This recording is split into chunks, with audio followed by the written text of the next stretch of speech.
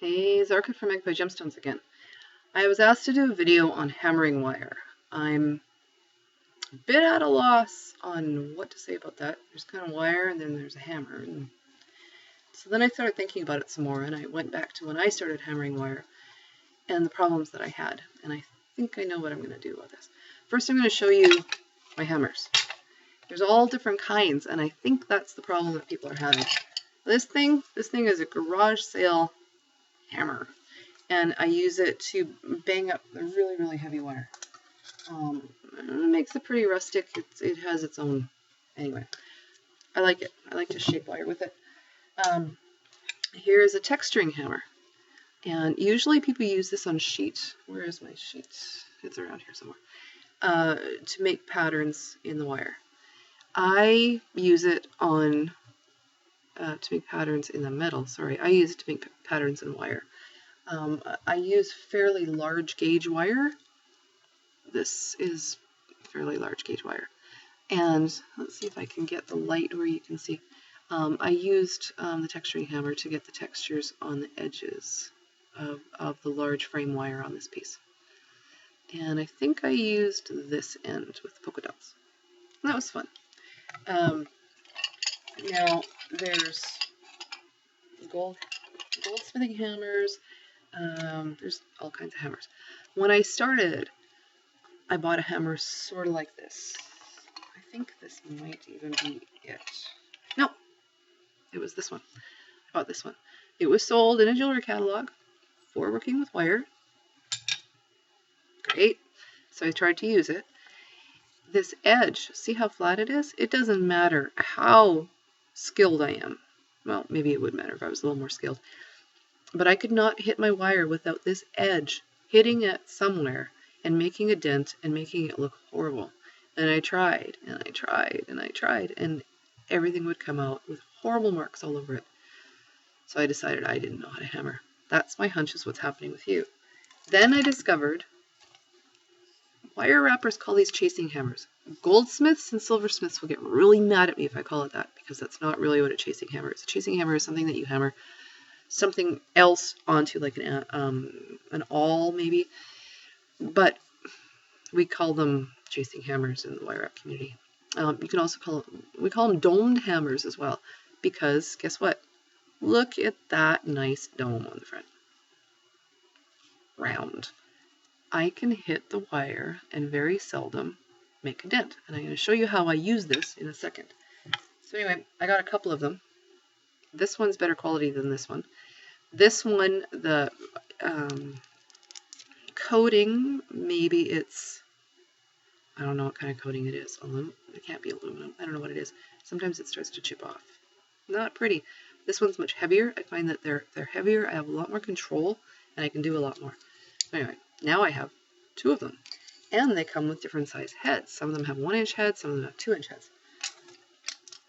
This one I found that I really like.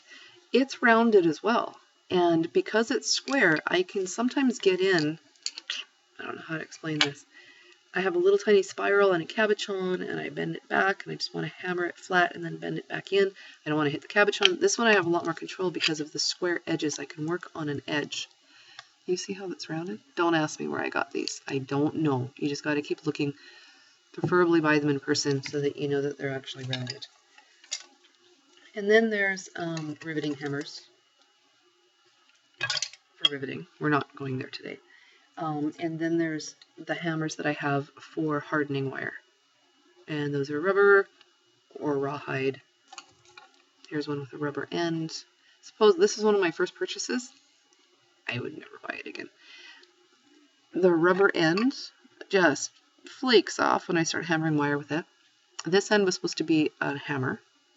It's so straight, it would leave huge gouges. Supposedly you can take the ends off and add another kind of end. I don't know. Maybe other people have found that this works for them. Didn't work for me. Okay, so I'm going to put all these guys away, and then I'm going to show you how I hammer. I don't know why you'd want to see that. That's what someone asked for. So I'm going to show you how I hammer. And lift your hand up. Down. Anyway. Okay, I'm going to grab some, bring you down here so you can see what the heck I'm doing. 18 gauge copper.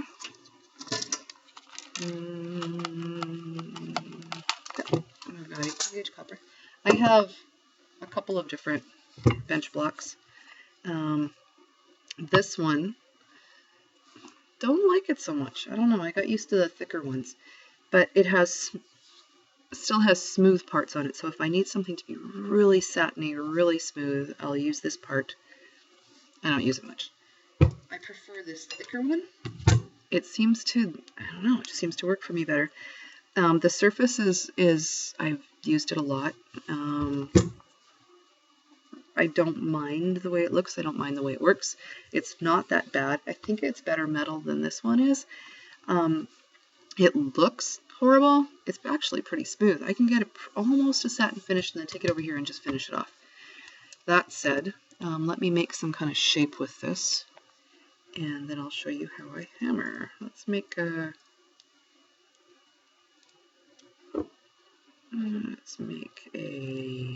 heart, maybe.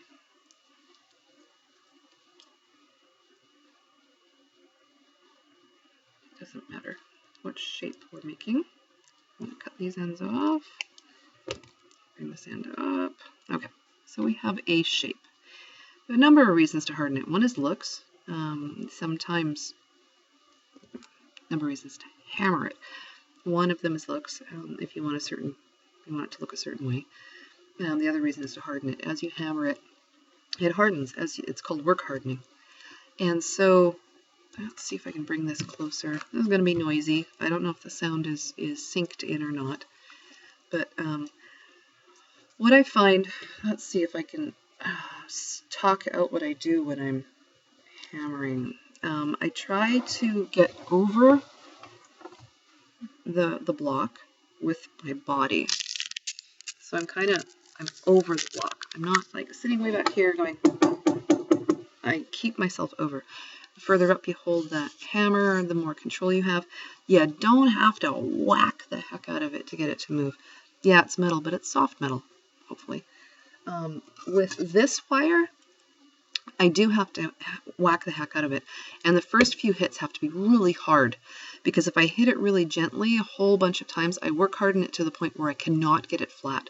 So the first few whacks have to be really, really forceful for the thick wire. But with this smaller wire, it's forgivable, it's soft, it's malleable.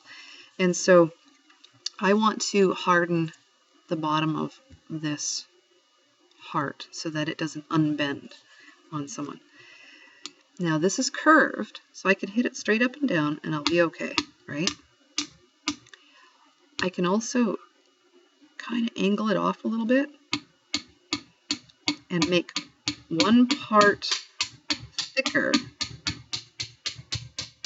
The part down here that's hitting this part will be thicker than the part up here that's being hit, because it's being hit with more force down here.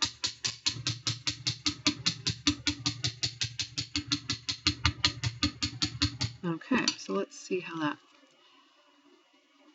see what I mean? It gives it a different look than if I were hitting it straight on. And you can just continue. Now I'm holding it way back here, I know. You can hold it up here for more control so that your hammer goes exactly where you want it to. I know to some people when I'm hammering it looks like I'm just flailing around, but I surprisingly have quite a bit of control because I've done so much hammering.